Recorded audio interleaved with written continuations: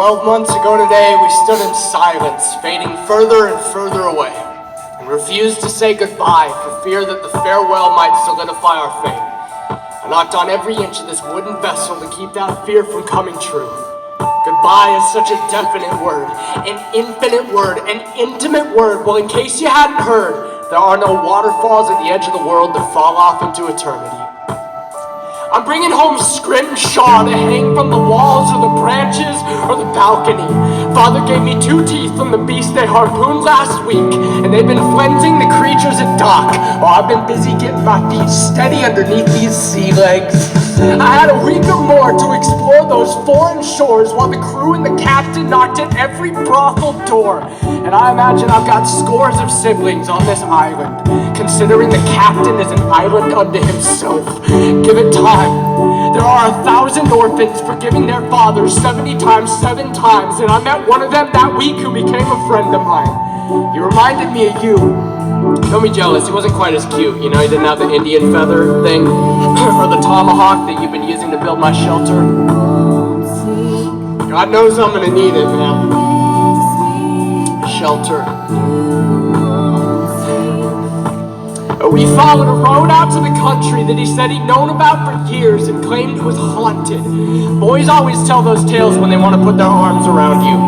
Monster films were made for men on first dates. Well, I went along. The landscape stood frigid, frost-painted, and I contemplated the warm blanket that you would have been in all that cold. I saw ghosts every time I opened my mouth to breathe in and out and pretended that it was smoke. Like the bubblegum cigarettes that we used to get from the corner store before it died with your dad. Acted like they were opiates before the buffalo dance. The fog was like poetry. Difficult to define, but I am completely indifferent to what it means so long as we are able to get lost in it. The boy and I met a mystic at the top of the mountain. The mist cut her straight in 2, layers over her legs to keep the cold from coming through, but belly up, half a sundress. And she looked at us and said, "Get your head out of the clouds." So with the sun shining down, I've been thinking about what she meant. She gave a speech about separating herself and related it to the whales. Said when the seamen dig their talons in to empty them and burn their substance for oil, remember they had to separate to find their true worth. And with the white dividing her skeleton frame like a personified worldview, it was the cloudiest case for dualism that I have ever heard of. She told us her feet were evil because they touched the ground, ears guilty by association because they'd heard the sound with the mind, wicked that wandered and wondered about music, sex, love, and the men in the town below. I don't know. I do not know.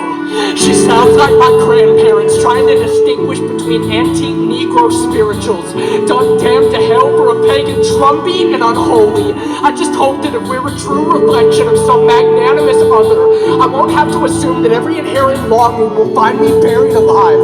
You'd think that if God created everything good, she wouldn't stand up on a mountain proclaiming inanimate objects bad and demonizing the rest of creation like it's the Tempo's fault she's stuck alone on a pedestal, cutting herself in half.